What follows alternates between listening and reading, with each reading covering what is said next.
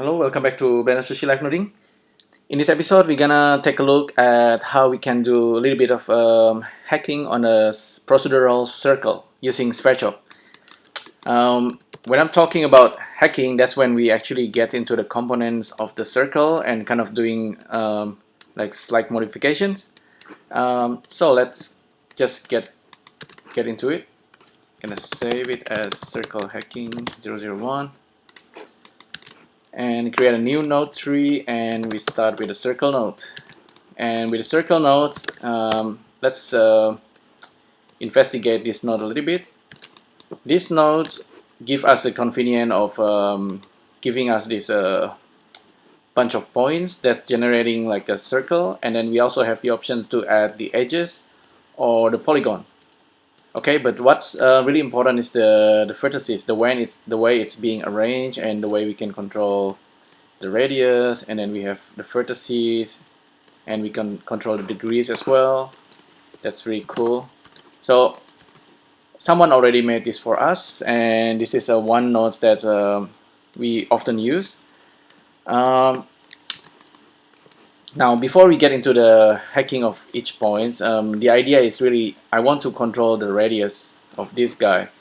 If I try to give like a random number generator and simply plugging it into the radius, see, I'm not actually getting the result that I want. What I really want is to control the circle points kind of like in different radius, and for that we need to get into the component level. If I hide this for now, and I'll try to make like a circles myself, like from scratch, like really quickly. We know that the fact that in order to make like a circle, there is a math formula that looks something like this. Actually, I'll use a lowercase r, radius times sine of theta. Sometimes the theta is looking something like this, like that symbol, and then sine. This is cosine of theta. Okay, that's the math formula for it. I'm not like a math expert, but that's like a simple formula that I use quite often and kind of remember it. All we need to do is just passing in some values into this theta, and this should kind of generate points that goes in circle. So that's the idea. Okay, we're gonna do that the same thing to generate our own circles. So I'll start with a math node, and this is a sine. Okay, and we're gonna have a viewer draw, and let's try range float.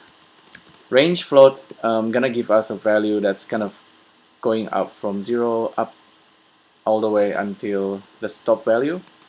I think the one that I'll be using is the count. So start and stop and the count, and we can plug this into the sine. If we look at it, if we just plug this value into the formula, into the sine functions, and then the output goes into the x value of this vector in, we're gonna get this thing. See, this is just point that's kind of going back and forth because of sine function. It's just keep going like that. Not particularly useful for us until we actually use another function, cosine, and the same value goes into the cosine and pass it into and plug it into the y, and suddenly we have something that's looking like a circle. It's almost like magic, right? And we know that with the right value of this start and stop, we should get like a circle. There is a quick way actually to do this. If we actually use math pi, there's this thing called pi. It's not pi, but pi, pi.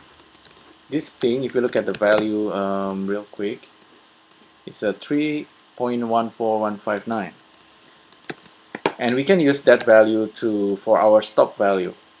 And by doing that, we get half circle. This is like perfectly half circle. And if we like, we can use math and kind of multiply the pi, slowly multiplying it. If we are using 2 pi, that's equal it can make like this full circle. So that's the basic idea.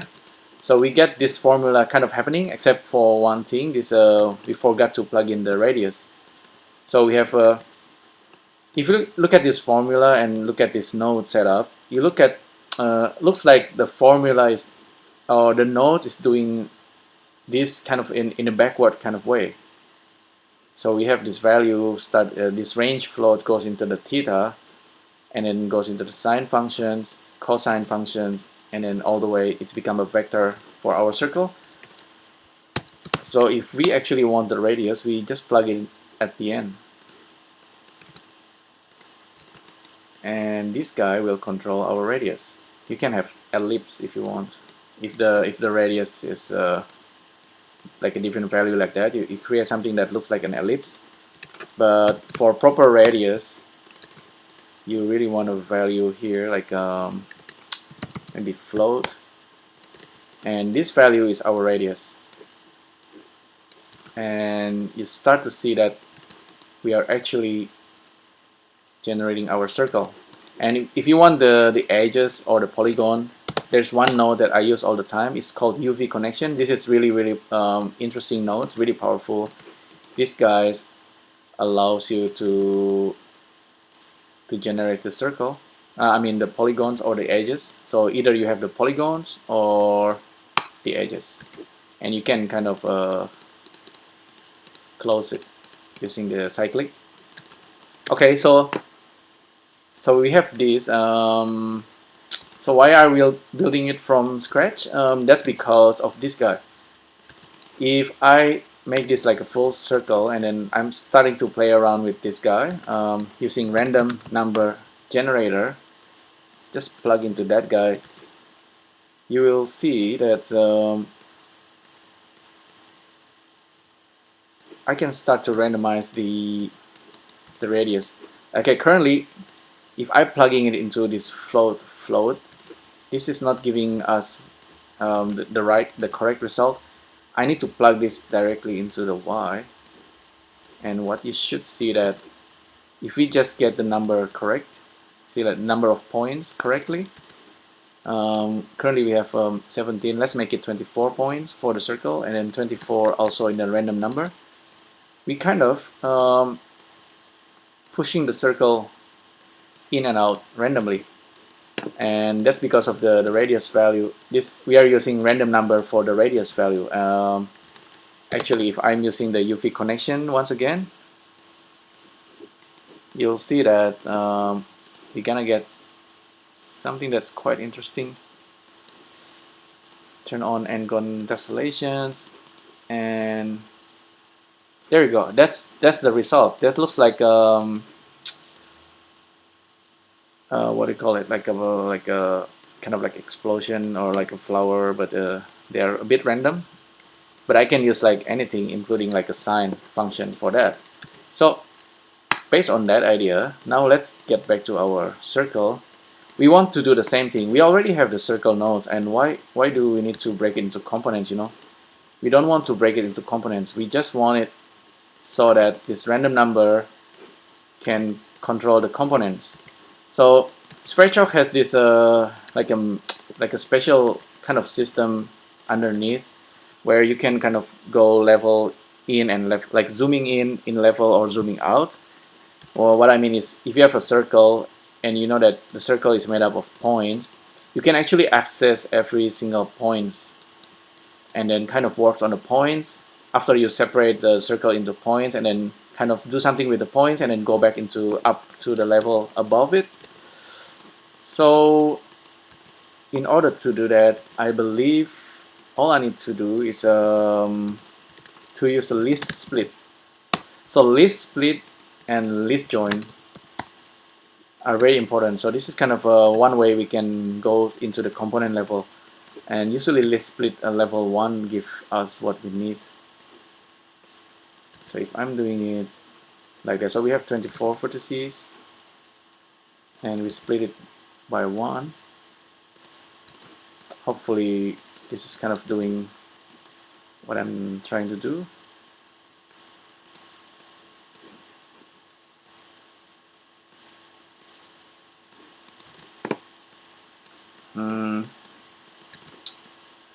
Probably I'm doing it wrong, unless I'm doing it I should do it into the vertices, not back here. So I'll cut it.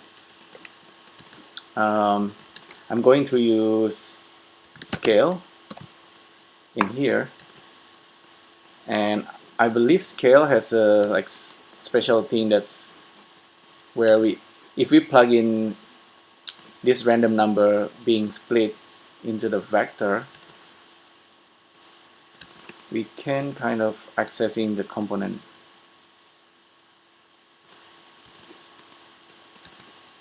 Oh, I forgot. We also need to split this vertices. Now we start to get the result that we wanted. So okay, let me explain here. So we have, let me save. We have a circle and we split the vertices into its components. If you look at it using the stethoscope, it should be a little bit clearer. So that's the original kind of format. And after we split it, you will see that the data is now looking something like this. You see there's a double bracket for every vector. So that's mean we are zooming, kind of like zooming in into like a level. So, and this is also become different. You see 24, we are dealing with 24 different data. That's why we are getting this result. And if we plug this in, we actually get a similar result like down there, like down here. Except that I forgot one thing. We need to join it back. Level 2.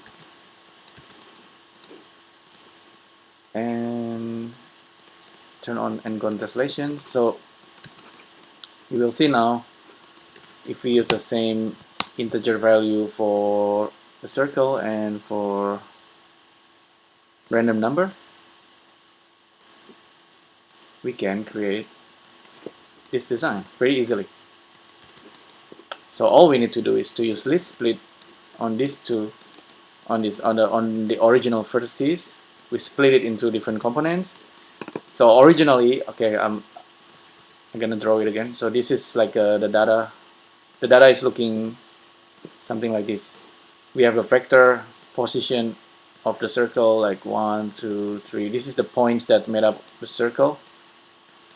And if we split the value, it's becoming like this. This is I think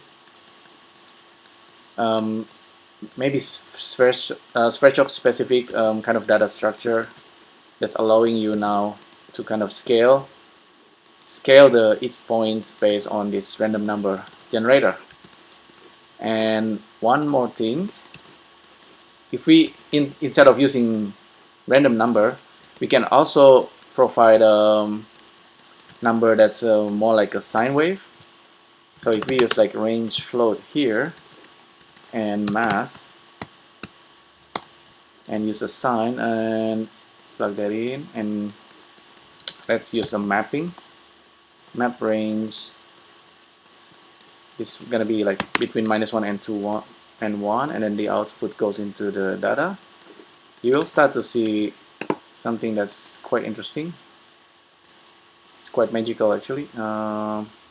Yeah, we have like the flower pattern. Let me hide the grid.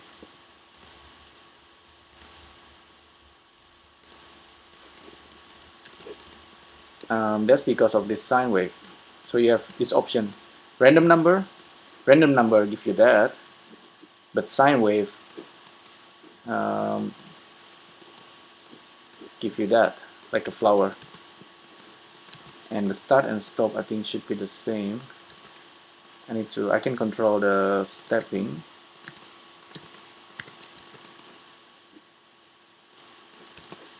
Can control the inner radius and the outer radius. A flower. Let me double check here. So, but feel free to play around with this.